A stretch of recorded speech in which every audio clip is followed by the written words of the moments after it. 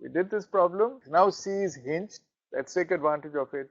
Please try this problem. First thing is to identify the degree of kinematic indeterminacy. C and theta B is unknown. Let's do it slowly and together. Theta C, I don't know, but I don't need to know because MCB is known to be 0, right? So I want you to try this on your own. What's the next step? Theta B is unknown. So first thing you have to do is to arrest theta B and then write down your fixed end moment. So you are arresting only theta B, not theta C. There's an error here. Theta C is not to be arrested. Okay, MFAB is the same as the normal equation, minus Q naught L squared by 12, turns out to be minus 20 kilonewton meter, and MFBA is plus 20. You don't have to write all that. It's minus 20 on one side, it's plus 20. Now you have to find out MF naught BC. What is it? Now you have an eccentric load. It's an unsymmetrical load. So you have to invoke the equation minus WAB squared by L squared, then minus of half of WA squared B by L squared. That's the formula, correct? Right? Half because that's a Prof cantilever effect. W here is 80 kilonewton, A is 0.5 meter, B is 1.5 meter, L is 2 meters. Plug in those values, just multiply. That's it. If you don't do this correctly at this stage, you will get missed. Okay, don't go back and find MFBC and use that. You have to get MF not BC.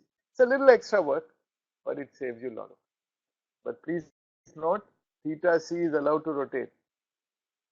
Okay. So you've got the fixed end moment. Now MBA, MBC. MC is 0. You don't need to write an equation. Very simple.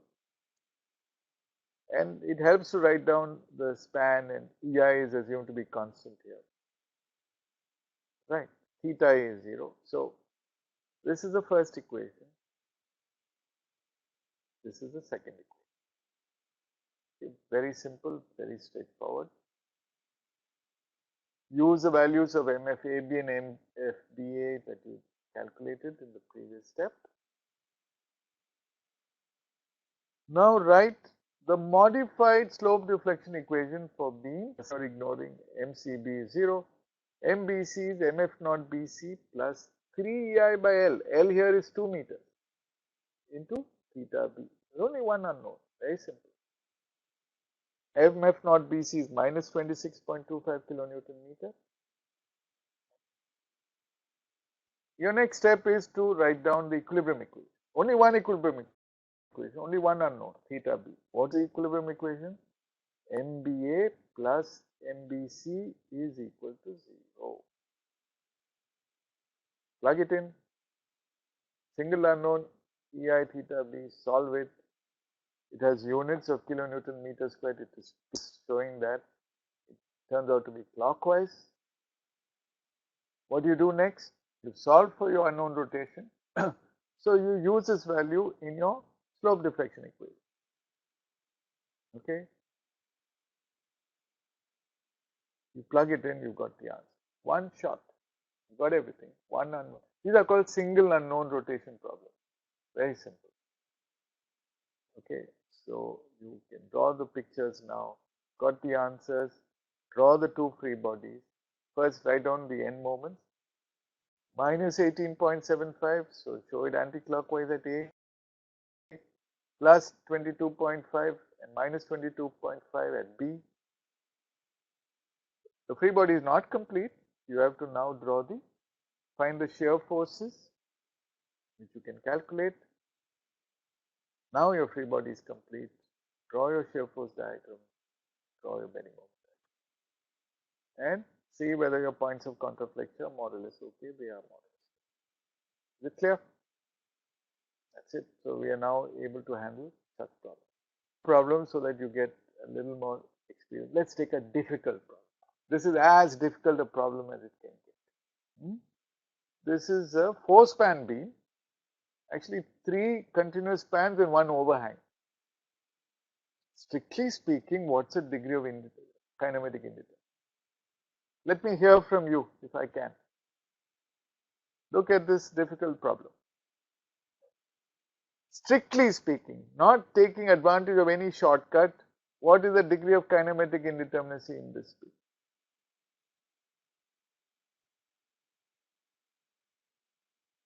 Can I hear some reply?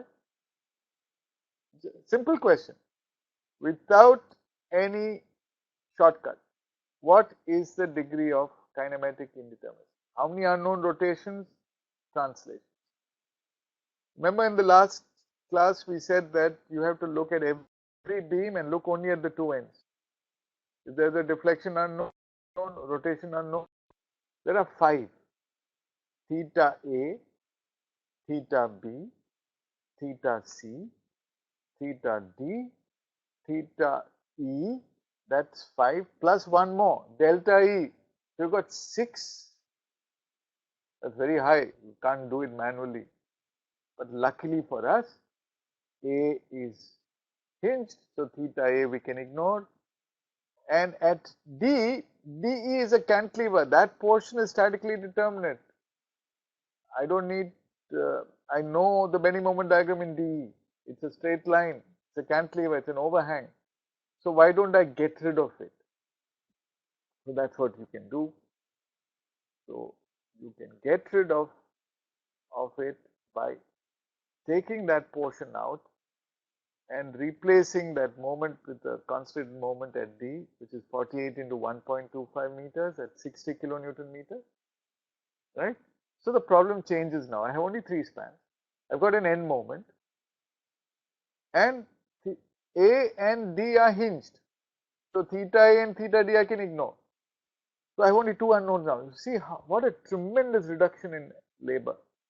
2 unknowns only. From 6 unknowns I have dropped to 2 unknowns. The degree of kinematic indeterminacy is dropped to 2. It's a tremendous shortcut. And before we start, can you guess the shape of the bending moment? Well, it's going to look something like that. Not very difficult to guess, because wherever you have a continuous beam location, continuity, you get a negative moment.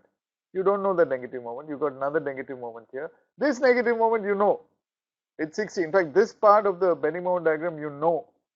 In D, you know exactly what it looks like. So really speaking, if you don't know what is the negative moment at B and what is the negative moment at C, if you knew that, you got the whole bending moment diagram. So it's only 2 unknowns. And we are saying if you know theta B and theta C, you can get the bending moment. That's a very powerful way of doing it. Okay, now let's see how to proceed.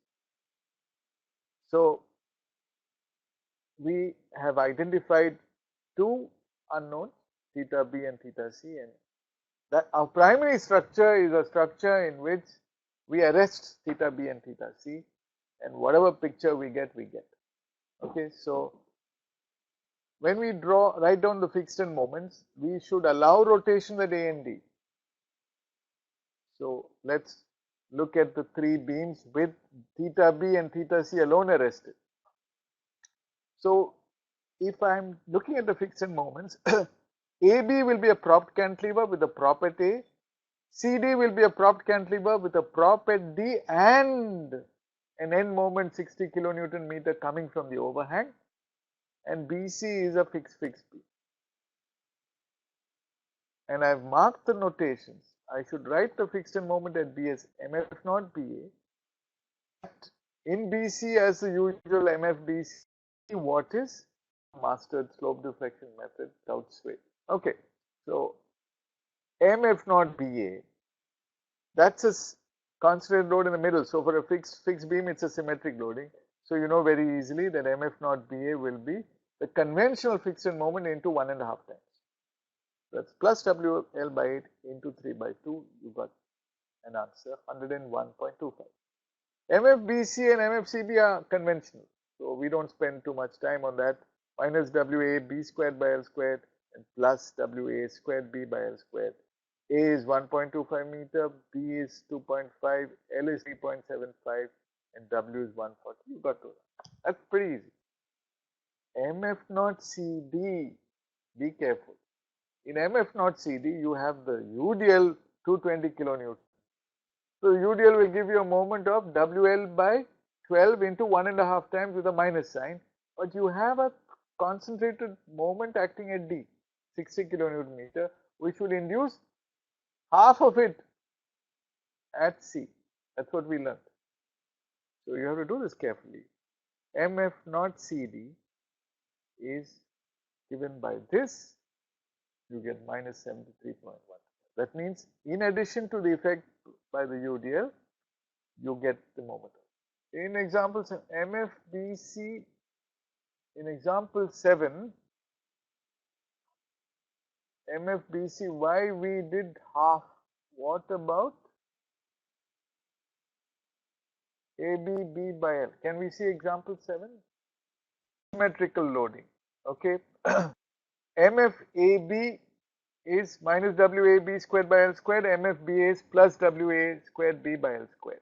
We want to find MF naught AB, which means we have to reverse MFBA and find its effect. Half of it will come to the left side. So it's not going to be 1.5 times, it's going to be MF naught AB. What you get here will be this and minus of half of this, right? Is it clear? That's in example 7, if you remember. Yeah. That's what we did here. Exactly that. So your question pertains to this. Is it clear? We didn't do anything different. And we are actually doing the same thing, the same application we are doing in this problem.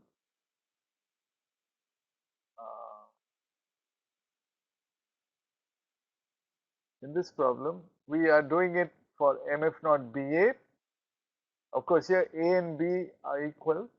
So this moment is 1.5 times the fixed end moment, and we are doing it here 1.5 times the fixed end moment due to 220 kilonewton meter plus or rather minus half of 60.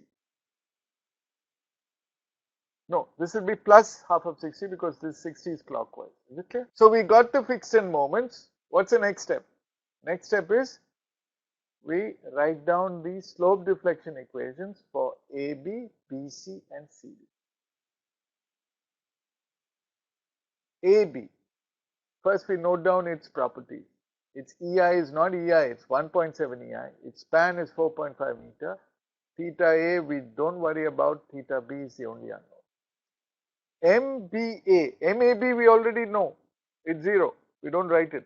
MBA is MF naught BA plus 3 EI by L into theta B. For EI you have to put 1.7 EI and for L you have to put 4.5. Over? Very easy. Now write for span BC. Okay.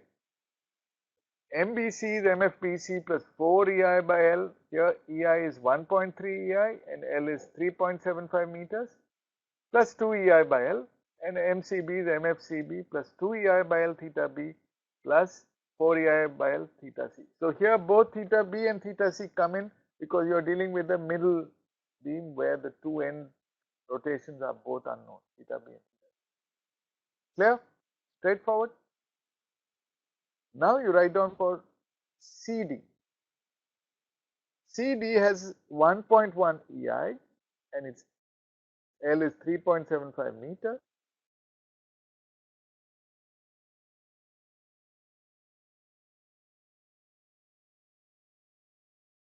mfdc. That's all. And after writing down your slope deflection equation, it's always nice to put it in a matrix form. You can make this a habit. So you will find that there are only two unknowns, ei theta b and ei theta c. The first vector that you see here are the fixed end moments, and these are actually stiffness measures. This column you have to multiply by ei theta b, and this column you have to multiply by ei theta c. If you knew ei theta b and ei theta c, you have to plug in here and get your answers. Very simple. You have two unknowns, so you need two equilibrium equations. The clue is the equilibrium equation will correspond to the rotation unknown. So corresponding to theta b, you will write down mba plus mbc is equal to 0. Corresponding to theta c, mcb plus mcd equal to 0. It is 0 because there is no concentrated moment being applied at b or c. That's the reason.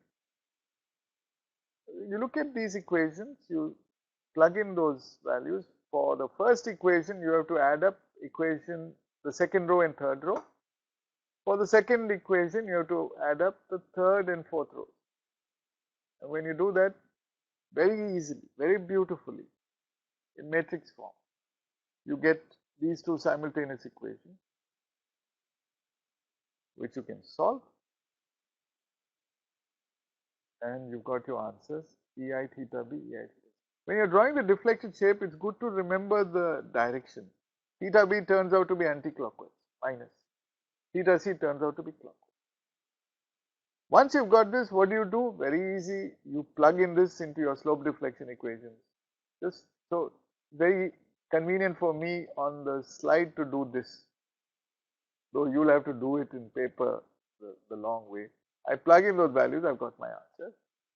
And how nice it looks. Everything is balanced at B.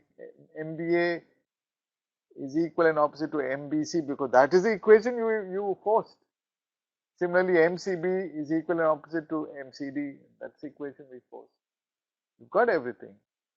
You're in a position now to draw the free body diagrams. Okay, so clockwise at B in AB, anti-clockwise at B in BC, similarly at C and at D. Everything is ready. So really this is a beautiful problem to demonstrate slope deflection method. Very clean, very straightforward. Now I'll show you how you can cleverly do the shear forces. First you take the concentrated load. Okay, this 120 is going to be shared at A and B equally because it's the middle, 60-60. Then this 84.582 acting at B will induce additional shears. Your shear here will increase at B and at A will reduce. By how much? By this value divided by the span. So take a calculator, 18.8, 1.2 are going to be equal and opposite. So that's how you get the shear force here. If you want the shear forces for this 140 is not acting in the middle. It's acting at a 1/3 span location. So that shows that 2/3 of 140 will go on to B and 1/3 will go on to C. And you look at these two moments, whichever is more, pay attention there. So this 84.582 is more than 55.875 and equal and opposite, not equal. So take the difference. This minus this will increase your shear here and reduce your shear here. Take the difference, divide by the span, you get 7.66. You add the 7.66 here and subtract the 7.66 here, you get two shear forces. If you add up these two shear forces, you get 140. Take the last span, CD. CD has got 220. Half of 220 will go here, half will go there. These two moments are almost equal. So there's very little moment shear that you need, but it's 60 minus 55.875 divided by 3.75 turns out to be 1.1. 1.1 will add up here and subtract here. You get shear force back. For this, the overhang portion you already have everything. Draw your shear force diagram. Draw your bending moment diagram. Okay. the bending moment diagram, the maximum sagging moments are pretty straightforward in spans A, B and BC because it will always be under the load, because that's where your shear force diagram is changing sign. Under the load, under the load. But where you have the UDL, you don't know in advance where this maximum moment is coming. You have to see where the shear force is changing sign. So that you can find out. It turns out to be 1.856 meters, and you have to actually do a little calculation to give that 45. These are extra work. You know, if you have time, you do that. Otherwise, just draw the shape of the bending moment diagram. Write the negative moment. This makes it complete. It will be actually complete only if you attempt to draw the deflected shape. Approximate. It will look something like that. Something. And you'll find that the points of contraflexion more or less match. Right?